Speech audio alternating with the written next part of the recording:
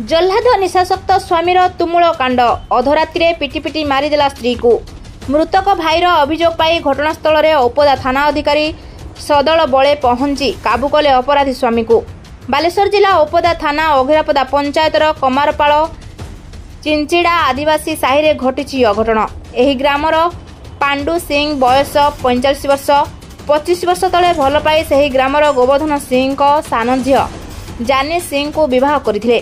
जानी सिंह को विभिन्न समय रे मद्यपान करी विभिन्न बिना कारण रे पिटा मरा करिथाए। जानी तुम भौणी सान भौणी कौन हेची घटना कहला? घटना आम आसले तो देखे तो ब्लड बहुची आ सब ब्लड बहुची देखे पचार सी कहे मुझे मारिनी मुझे मारिनी कहीं रात झगड़ा होती सी झगड़ा सी कहला मुझे शुई ये शुइले जी शुइले तुम सांगे शुइले फेर अलग कि शुई हला कि कहला पानी कहे ना आम मारिनु मारिनु ताने अलग सांगे शुई फेर अलग अलग है सब पिटा मारा करे सी तो आगुरी पिटिकी हाथ गोड़ सब कैंपा कर मुँह सब मारिक छिड़े दिए सब आम चाहता थाना एफआईआर दबो थाना मारिक किसी जल्द हो पारे कि जल्द हो सी तार ऊपर वाला जाकर आम मारने कौन हम कि शिक्षा दे। जल्लाद स्वामी पांडु आज राति प्राय 2 घटिका समय पांडु सिंह और स्त्री मध्य पाटितुंड होता। पुओ जयंत बापर एभली काम को नापसंद करती। रावण आसी गोटे अभियोग करते भौणी सान भौणी जानी सिंह की तार स्वामी पांडु सिंह गत राति प्राय 2टा खंड बेलू पिटिकी मद पीकी मारिदे।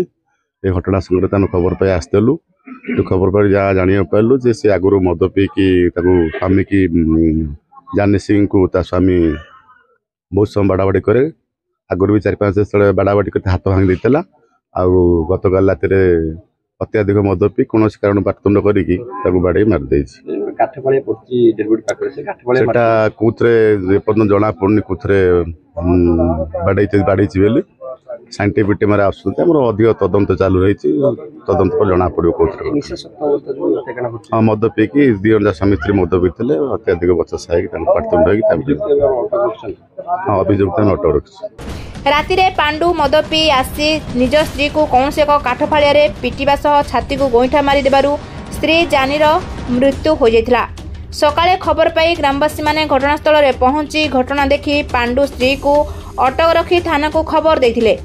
औपदा थाना अधिकारी श्री धारणा घटनास्थल में पहुंची अपराधी को पचराउचरा करी घटनार अनुसंधान करी साइंटिफिक टीम को खबर देथिले। रिपोर्ट लेखा सारिबा बेलको घटनास्थल में विशेषज्ञ दल पहुंचथिले। सरपंच को स्वामी समाजसेवी संजय विश्वाल घटनास्थल में पहुंची शव सत्कार 3000 टंका और निज व्यक्तिगत पांठि 500 टंका मृतकर पुओ जयंत सिंह को देथिले। पांडु सिंह बारंबार ता स्त्री को शारीरिक और मानसिक जंत्रणा दे आसुथिबा जानी सिंह रो भाई रावण सिंह अभियोग करिछि। 5 मास तले मध्य जानी को पिटी तार हाथ भांगी देथिला। से ता झियो घर नदी गाँव गंज ग्राम रही सुस्थ हो घर को फेरथिले। तो सका गाँव से भीमसेन बारिक जन व्यक्ति मत फोन कले केमती घटना घटी जड़े स्त्री लोकटे मृत अवस्था पड़ी मु आसिक देखार तार स्वामी ता नाटा हूँ पांडु सिंह से ता स्त्री की मारिकी से निजे बसी थे पचारा से किसी मना कर जहाँ पचार से मानिला जे कि राति आम 2 जन झगड़ा लगी आगुरी भी से मरापिटा करे गाँ लोक आसिक सब समाधान करके जाइए सत्वे से न शुणीला काली राति पिटिकी मारिदे निजे मानिला भी आपर आम आईएसी श्रवण कुमार महाराणा को फोन कलु सी आसिक सब जबत कले भी से इन्वेस्ट कर साइंटिफिक वाला आसवे आसला जना पड़ो कौन केमती जहाँ सी तो निजे कहती जे कि काठ फाड़िया मारी किंतु जना पड़ी से कौन गोटे लुहा अस्त्र आघात कर जना पड़ो से तदन कलापर आम पूरा आम अघिरापदा पंचायत सब लोक मैंने पुलिस को पूरा सहयोग करके जाओ सब विपेचित ये